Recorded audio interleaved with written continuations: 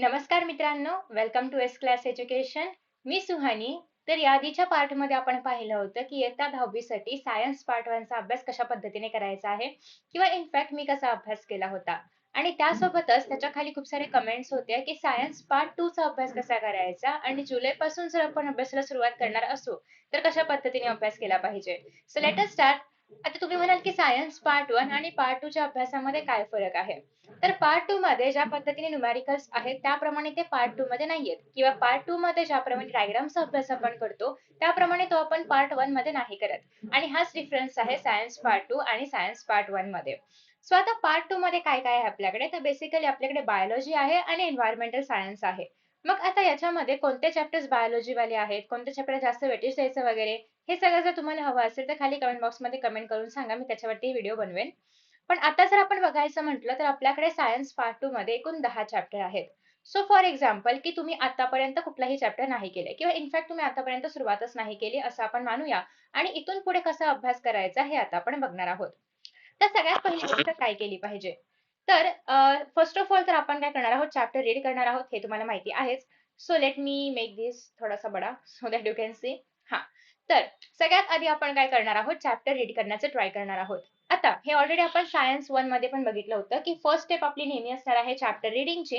But in case तुम्हाला जर असं वाटतंय की मला फक्त आणि फक्त चॅप्टर रीड करून नाही समजत किंवा नाही करणार कशा पद्धतीने काय आहे या चॅप्टर मध्ये किंवा काय एक्झॅक्टली असं असेल या चॅप्टर मध्ये, तर मग तुम्ही काय करणार आहात, कोणतेही व्हिडिओज रेफर करणार आहात, कोणतेही लेक्चर्स रेफर करणार आहात. ठीक आहे. पण पहिला आपला पार्ट नेहमी हाच असणार आहे की आपण काय करणार आहोत, चॅप्टर वरती फोकस करणार आहोत इतर कुठल्याही गोष्टी करण्याआधी. सो फर्स्ट ऑफ ऑल आपण एक तर चॅप्टर रीड करणार आहोत किंवा तुम्ही त्या चॅप्टरचे लेक्चर्स जे आहेत तर ते पाहू शकता. ठीक आहे. सायन्स पार्ट मध्ये पण हेच केलं होतं, पार्ट 2 मध्ये पण हेच करणार आहोत. आता सेकंड स्टेप. तुम्हाला माहिती आहे की सायन्स पार्ट 2 मध्ये काही क्वेश्चन्स ऍक्टिव्हिटी बेस्ड जास्त असतात किंवा डायग्राम वाले क्वेश्चन्स पण विचारले जातात. मग त्यासाठी तुम्हाला काय करायचं आहे, जेव्हा तुम्ही चॅप्टर रीड करणार आहात किंवा तुम्ही जेव्हा लेक्चर्स बघणार आहात तेव्हा तुम्हाला असं वाटतंय की हे वेब डायग्राम आहे. फॉर एक्झाम्पल आता मी जर तुम्हाला आपलं टेक्स्ट बुक दाखवलं तर यामध्ये पहिल्या चॅप्टर मध्ये तुम्हाला एक वेब डायग्राम बघायला मिळते. ती म्हणजे, एक मिनिट आपण एक्सरसाइज मध्ये जाऊयात. तर येस, तर या ठिकाणी तुम्हाला एक वेब डायग्राम बघायला मिळते, एव्हिडन्सेस ऑफ इव्होल्युशन. तर हे मी तुम्हाला पुन्हा एकदा एक्सरसाइज मध्ये सांगणार आहेच, पण आधी यासाठी सांगते की तुम्हाला जर असं वाटतंय की अशा प्रकारची एखादी वेब डायग्राम चॅप्टरच्या आतमध्ये आहे, म्हणजे इन टेक्स्ट पण खूप साऱ्या डायग्राम्स आहेत या ठिकाणी, तर अशी एखादी डायग्राम आहे किंवा असं काहीतरी आहे की जे एक्झामसाठी येऊ शकतं किंवा असं काहीतरी ब्लँक दिलेलं आहे, तर ते सॉल्व्ह करा जेव्हा तुम्ही चॅप्टर करणार आहात तेव्हाच. ठीक आहे. सो या सगळ्याचे आन्सर्स मी माझ्या व्हिडिओजमध्ये पण सांगितलेले आहेत. इन केस तुम्ही ते रेफर केले नसेल तर ते पण बघू शकता. ते सगळे माझ्या मेन चॅनलवरती अवेलेबल आहेत, ज्याची लिंक मी तुम्हाला खाली कमेंट बॉक्समध्ये देईनच. ठीक आहे. सो बेसिकली हे सगळे डायग्राम सॉल्व्ह करायचे आहेत. हे बघा, आता प्रत्येक गोष्ट तर एक्झामला येईलच असं नाहीये, पण तुमचं याच्यामुळे काय होईल, कॉन्सेप्ट क्लिअरिंग चांगलं होईल. आणि मी तुम्हाला नेहमी हेच सांगेन की इतिहास, राज्यशास्त्र हे वेगळे विषय आहेत, पण तुम्ही जर सायन्ससाठी अभ्यास करणार असाल तर प्लीज रट्टा वगैरे मारू नका, कारण काही फरक पडणार नाही रट्टा मारल्यानंतर. तुम्ही आज रट्टा माराल, 2 दिवस लक्षात राहील. रट्टा म्हणजे पाठांतर. हा पण डाऊट मला कोणीतरी विचारला होता की रट्टा म्हणजे एक्झॅक्टली काय असतं. तर रट्टा मारणं म्हणजे पाठांतर करणं. तर आता पाठांतर करा, 2 दिवस लक्षात राहील, तुमची युनिट टेस्ट असेल ती देऊन याल. पण व्हॉट इफ आपल्याला ते एक्झाम पर्यंत लक्षात ठेवायचं आहे आणि आपली एक्झाम उद्या परवा नाहीये, आपली एक्झाम फेब्रुवारीमध्ये होणार आहे बोर्डाची किंवा मार्चमध्ये होणार आहे बोर्डाची. सो मग तिथपर्यंत लक्षात ठेवायचंय, तर त्यासाठी या सगळ्या गोष्टींमधून कॉन्सेप्ट क्लिअर करणं खूप महत्वाचं आहे. आणि तुमच्याकडे आता वेळ आहे, सो तो वेळ इन्व्हेस्ट करा. ठीक आहे. तर फर्स्ट स्टेप तर आपली हीच आहे की आपण चॅप्टर रीड करणार आहोत. जे पण असे वेब डायग्राम्स वगैरे आहेत, जे पण ब्लँक्स आहेत, त्या सगळ्यावरती पण आपण फोकस करणार आहोत चॅप्टर रीड करता करता. त्यानंतर सेकंड स्टेप, एकदा फुल चॅप्टर रीड करून झालाय, त्यानंतर तुमचं असं असेल की अजूनही मला हे नाही समजलं, ते नाही समजलं, तर ते सगळे डाउट्स प्लीज क्लिअर क्लिअर करून घ्या. आय थिंक की सायन्स पार्ट 2 मध्ये मोस्ट ऑफ द टाइम्स आपले खूप डिफिकल्ट असे काही डाऊट नसतात. लाईटला या शब्दाचं मिनिंग काय, त्या शब्दाचं मिनिंग काय, एवढंच असतं. कारण पार्ट 1 मध्ये असतं की हा फॉर्म्युला कसा आला, कुठून आला, काय आला, बट पार्ट 2 मध्ये एवढं नसतं. सो कंपॅरेटिव्हली पार्ट 2 इझी आहे. त्यानंतर थर्ड पार्ट आहे की आता तुम्हाला काय करायचं आहे, पूर्ण चॅप्टर समजलेला आहे, नोट्स नाही बनवायचे. थर्ड पार्ट मध्ये जायचंय एक्सरसाइज कडे. अजून एक मला कमेंट आली होती की एक्सरसाइज मधले क्वेश्चन एक्झामला येत नाही तर का करायचे. असं नाहीये, येतात. तुम्ही जर पाहिलं असेल तर गिव्ह द सायंटिफिक रिझन किंवा गिव्ह सायंटिफिक रिझन हा जो क्वेश्चन आहे, तर तो मोस्ट ऑफ द टाइम्स त्यामध्ये 3 प्रश्न असतात, त्यातले 2 तर तुम्हाला एक्सरसाइज मधलेच बघायला मिळणार. तर त्याच्यामुळे तुम्हाला एक्सरसाइज करायची आहे, कारण त्यामधले प्रश्न येतात. आणि जरी नाही आले तरी पण एक्सरसाइजमुळे पूर्ण चॅप्टर रिवाइज होतोय आणि आपला तोच गोल आहे ना, पूर्ण चॅप्टर रिवाइज करणं.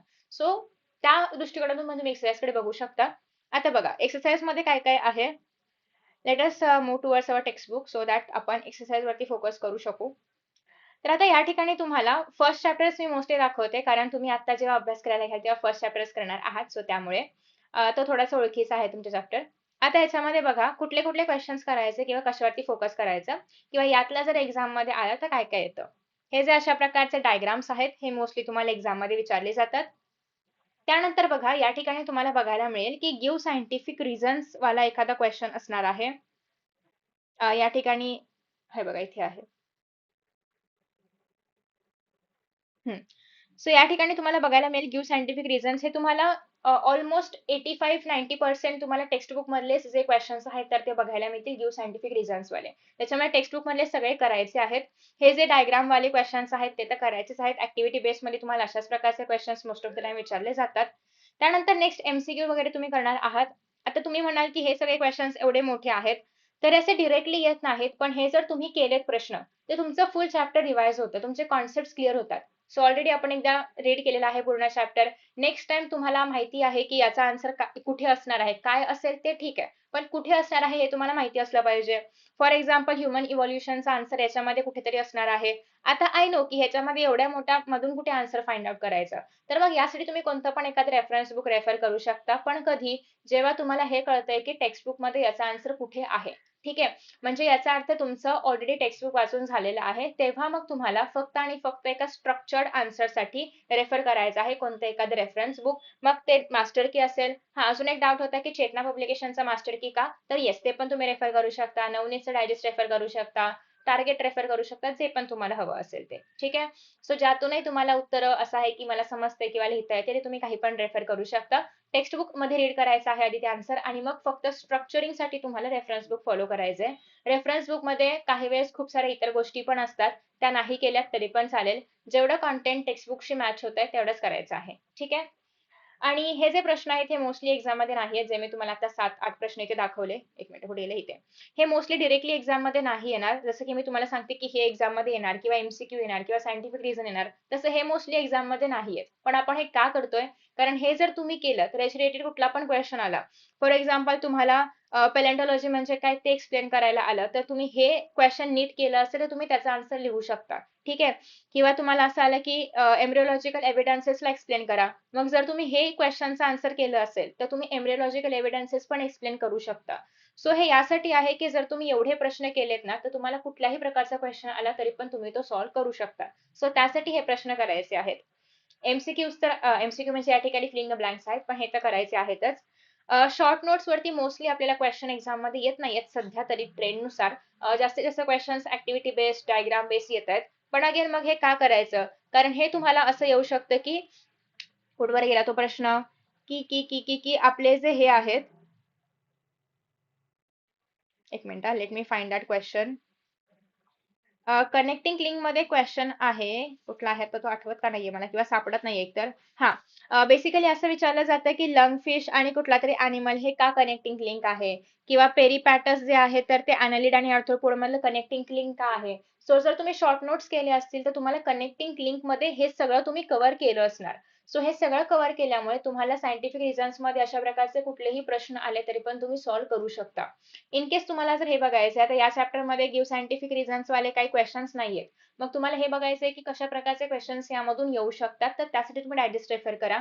त्यामधले सगळे क्वेश्चन्स करायची गरज आहे का, तर नाही. फक्त प्रश्न वाचा, तुम्हाला स्वतःहूनच कळेल की जेव्हा आपण ही सगळी एक्सरसाइज सॉल्व्ह करतोय तेव्हा ते सगळे क्वेश्चन्स तुमचे ऑलरेडी करून होत आहेत. कारण जेव्हा तुम्ही कनेक्टिंग लिंक कराल, तुम्ही त्याच्यामध्येच त्याचा आन्सर पण करताय त्या गिव्ह सायंटिफिक रिझनचं, की पेरिपॅटिस का कनेक्टिंग लिंक आहे. सो त्यामुळे हे सगळे क्वेश्चन्स करणं गरजेचं आहे, आणि आता तुमच्याकडे वेळ आहे तर त्यामुळे आपण हे करणार आहोत. हे जर तुम्ही मला साधारणतः सांगितलं की आता नोव्हेंबर डिसेंबर काहीतरी चालू आहे आणि मी आता कसा अभ्यास करू, तर तेव्हा मी नाही सांगणार की तुम्ही एक्सरसाइज रेफर करा. पण आता वेळ आहे सो प्रॉपर अभ्यास करण्यासाठी, त्याच्यामुळे आपण हे करणार आहोत. ठीक आहे, सो फर्स्ट रिडिंग या ठिकाणी झाली. एक्सरसाइज करताना आपली सेकंड रिडिंग झाली, तर दोनदा एक चॅप्टर वाचून झालेला आहे आपला.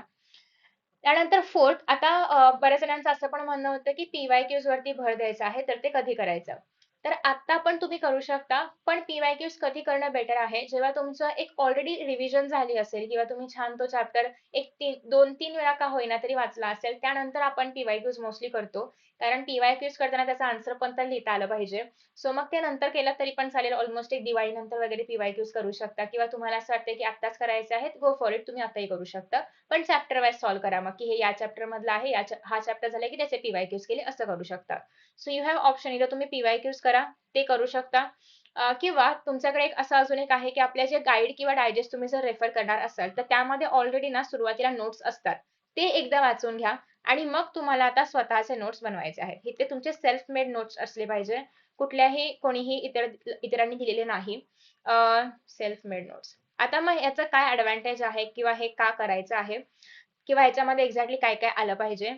एकतर अशा गोष्टी की ज्या तुम्ही विसरू शकता किंवा फॉरगेट बुक ज्याला आपण म्हणतो, की असं काहीतरी असतं एक्झाम्पल्स की हे नाही लक्षात राहतंय किंवा विसरू शकतो वगैरे, तर ते लिहायचंय. डायग्रामॅटिक नोट्स असले पाहिजे. फॉर एक्झाम्पल आता मी तुम्हाला इथे दाखवलं, की टाइप्स ऑफ एव्हिडन्सेस काय आहेत. सो तुम्ही जेव्हा तुमच्या नोट्समध्ये हे सगळं बनवाल किंवा नोट्समध्ये लिहाल, तेव्हा तुम्ही एवढे मोठे-मोठे पॅराग्राफ लिहायची गरज नाही. मग काय फायदा? मग तर पुस्तकच वाचलं असतं नोट्स वाचण्यापेक्षा, असं नको वाटायला परत. कधी-कधी नोट्स एवढे मोठे बनतात, की इट्स लाइक आपण पुस्तकच वाचूया नोट्स वाचण्यापेक्षा. या चॅप्टरचे नोट्स पुढचं पान आणि मागचं पान म्हणजे फक्त एका पान एवढेच असले पाहिजे, यापेक्षा जास्त मोठे नाही. कारण मग काय फायदा ना, मग तर आपण बुकच रीड केलं असतं. ठीक आहे? सो आता याचे जेव्हा तुम्ही नोट्स बनवाल तेव्हा काय करायचं आहे, सेम डायग्राम ड्रॉ करू शकता तुम्ही, की एव्हिडन्सेस कुठले-कुठले आहेत आणि मग 1 मिनिट. हां. फॉर एक्झाम्पल तुम्ही असं काहीतरी ड्रॉ केलं असेल, की वेस्टिजियल ऑर्गन्स आहे, एनाटॉमिकल एव्हिडन्स आहे, एम्ब्रिओलॉजिकल एव्हिडन्सेस आहे. असे तुम्ही 4 एव्हिडन्सेस लिहिले. एव्हिडन्सचं नाव लिहायचं. त्याच्यामध्ये एक्झॅक्टली काय आहे, की एम्ब्रिओलॉजिकल एव्हिडन्समध्ये आपण बघतो, की सुरुवातीच्या काही याच्यामध्ये जे पण कॉर्डेट्स आहेत, त्या सगळ्यांचे एम्ब्रिओज सेम दिसतात. इट इट रिमाइंड्स अस, की त्या सगळ्यांचं ओरिजिन सेम असू शकतं. एनाटॉमिकलमध्ये बोन्सचं स्ट्रक्चर सेम आहे. सो इट रिमाइंड्स, की त्याचं जे ओरिजिन आहे तर ते सेम असू शकतं. मग तुम्ही एक्झाम्पल्समध्ये देऊ शकता, की विंग्स ऑफ बॅट असेल आणि लेग ऑफ ऑक्स आहे, तर यांचं काहीतरी स्ट्रक्चर सिमिलर दिसतंय किंवा ह्युमन लेगचं पण काहीतरी सिमिलर दिसतंय स्ट्रक्चर. तर ह्या गोष्टी तुम्ही खाली इथे नोट्समध्ये अशा डायग्रामॅटिकली बनवून एक्झाम्पल्स वगैरे लिहिणार आहात. काही चॅप्टर्सचे नोट्स मी बनवलेले आहेत, जे की Telegramवरती ऑलरेडी अपलोड करून दिले. सो तुम्ही रेफरन्ससाठी त्या नोट्स पण बघू शकता. त्याची लिंक तुम्हाला हवं तर खाली कमेंट बॉक्समध्ये बघायला मिळेल. जेणेकरून तुम्हाला एक्झॅक्टली आयडिया मिळेल, की कसे नोट्स आपण बनवू शकतो वगैरे. सो हे झालं नोट्सबद्दल. त्यानंतर नेक्स्ट आता आपल्याकडे असणार आहे नोट्स बनवलं, सेल्फ मेड नोट्स झालं आणि ते डायग्रामॅटिक असले पाहिजे. नेक्स्ट आहे की तुम्ही आता जेव्हा क्वेश्चन आणि आन्सर्स केलं, त्यामध्ये असं असेल की एखादं काहीतरी गिव्ह द रिझन आहे, जे की PYQs मध्ये पण येऊन गेले खूपदा वगैरे. त्याचा आन्सर तुमच्या लक्षात नाही राहत आहे, तर ते तुम्ही याच्यामध्ये नोट डाउन करून ठेवा, कारण ते इम्पोर्टंट आहे त्यामुळे. एखादं असं एक्झाम्पल आहे की जे खूप साऱ्या प्रश्नांमध्ये आपण यूज करू शकतो, खूप साऱ्या उत्तरांमध्ये यूज करू शकतो. तर ते इम्पोर्टंट एखादं एक्झाम्पल तुम्हाला ॲड करायचं आहे. बस इतकंच आपण नोट्समध्ये टाकतो. याच्या व्यतिरिक्त खूप जास्त थिअरी वगैरे नाही लिहायची. सो असे 1 पेजचे वगैरे नोट्स असतील तर ते सफिशियंट आहे. नेक्स्ट जेव्हा तुम्ही सेकंड चॅप्टर कराल, सेम मेथडने करायचं आहे. डायग्राम्स याच्यामध्ये तुम्हाला ड्रॉ वगैरे करायला मोस्टली मोठ्या-मोठ्या येत नाहीत. कारण पुढे जर आपण पाहायचं म्हटलं तर खूप सारे ॲनिमल्सचं स्ट्रक्चर आणि एव्हरीथिंग आहे. तर तुम्हाला ड्रॉ बी नाही करायला येत किंवा इव्हन रिप्रोडक्टिव्ह सिस्टम वगैरे असेल, तर ड्रॉ नाही करायला येत, नेमिंग करायला येते. तर त्यामुळे तुम्हाला त्याचे नेम्स लक्षात ठेवायचे आहे. ट्राय करा की तुम्ही नेम्स हाईड कराल त्या डायग्रामचे आणि मग येतंय का ते नाव ते बघाल. नसेल तर परत बघून येतंय का बघा. मग बिन बघता बघा. तर असं करत-करत तुम्हाला ते सगळे डायग्राम्स जे आहेत, तर ते चॅप्टर रीड करताना करायचं आहे. नेक्स्ट चॅप्टर जेव्हा तुम्ही रीड कराल, तो झाल्यानंतर तुम्हाला या चॅप्टर्स आणि नेक्स्ट चॅप्टरचे नोट्स दोन्ही रेफर करायचं आहे. जेणेकरून काही विसरलं असेल तर ते पुन्हा एकदा आठवेल. सो हे जेव्हा तुम्ही करणार आहात टिल तुमचे 5-6 चॅप्टर तोपर्यंत तुम्हाला छान सवय होऊन जाईल आणि नेक्स्ट टाईम तुम्ही अजिबात नाही विसरणार की फर्स्ट चॅप्टरमध्ये काय होतं. सो ही टेक्निक आहे जी की मी वापरली होती. तुम्ही पण वापरू शकता आणि खूप जास्त हेल्पफुल राहील तुम्हाला. नोट्ससाठी तुम्ही Telegram चॅनल रेफर करू शकता. त्याच्यावरती आय गेस पहिल्या 2-3 चॅप्टरचे नोट्स मी अपलोड केलेले आहेत. जेणेकरून तुम्हाला एक आयडिया मिळेल की नोट्स आपण कसे बनवू शकतो. कारण खूप जास्त थिअरी नाहीये त्याच्यामध्ये. जे पण इम्पोर्टंट पॉइंट्स आहेत तेवढंच आहे. आणि तुमचे स्वतःचे नोट्स असावेत कारण तुम्हाला जे असं वाटतं की अवघड आहे ते कदाचित इतरांना सोपं वाटेल किंवा तुम्हाला सोपं वाटेल ते त्यांना अवघड वाटेल. सो तुम्हाला जे पण लक्षात ठेवायचं आहे, तुम्हाला जे पण लिहून ठेवायचं आहे, ते सगळं तुमच्या नोट्समध्ये असलं पाहिजे. सो आय होप की मी पार्ट 2 चे सगळे काही डाउट्स कव्हर केलेले आहेत.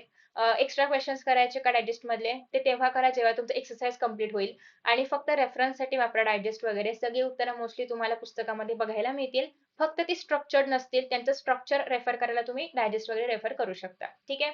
सो आय होप की तुम्हाला हा व्हिडिओ आवडला असेल. Thank so much. आणि याच्या व्यतिरिक्त कोणता व्हिडिओ आहे ते हवा आहे ते पण नक्की कमेंट बॉक्समध्ये सांगा. And bye.